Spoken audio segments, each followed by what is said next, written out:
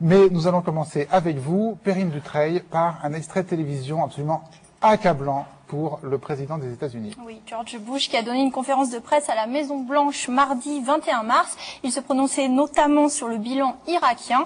Et le lendemain, la matinale de Canal+ nous racontait l'épisode.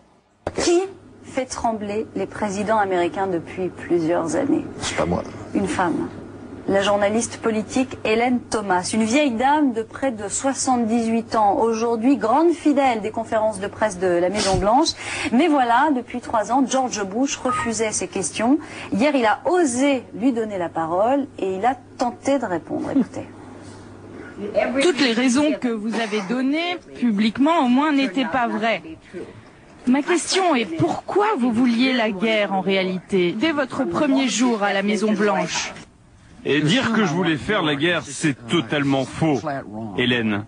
Avec tout le respect que je vous dois... Attendez un moment, s'il vous plaît. Pardon. Attendez, laissez-moi un moment. Juste un moment.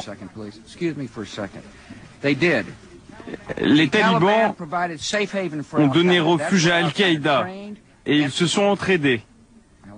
Hélène, excusez-moi, c'est là.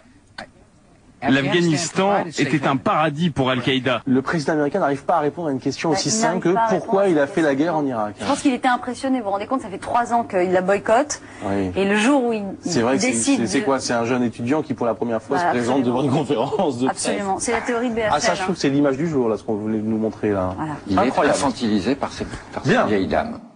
Voilà, vraiment accablant. Et les animateurs de Canal+ sont à juste titre accablés, sauf que quand on regardait l'intégralité de cet échange, notamment sur CNN, on avait une toute autre impression. Toutes les raisons pour faire la guerre que vous avez données, publiquement du moins, n'étaient pas vraies. Ma question est, pourquoi vouliez-vous la guerre dès votre arrivée à la Maison-Blanche? Prétendre que je voulais la guerre est complètement faux, Hélène. Avec tout le respect que je vous dois. Attendez une seconde, s'il vous plaît. Pardon. Aucun président ne veut la guerre. C'est ce que vous avez pu entendre, mais c'est tout simplement faux. Ma manière d'envisager la défense de ce pays a changé le 11 septembre 2001. Quand nous étions attaqués, j'ai voulu utiliser tous les moyens mis à ma disposition pour protéger le peuple américain. Notre politique étrangère a changé ce jour-là, Hélène. Nous pensions que nous étions en sécurité, protégés par les océans et par des années de diplomatie. Mais le 11 septembre 2001, nous avons compris que des assassins pouvaient détruire des vies innocentes, et je ne l'oublierai jamais. Comme je n'oublierai jamais la promesse que j'ai faite alors aux Américains, que nous ferions tout ce qui est en notre pouvoir pour protéger notre peuple. Un des moyens était d'empêcher quiconque d'offrir un refuge à nos ennemis.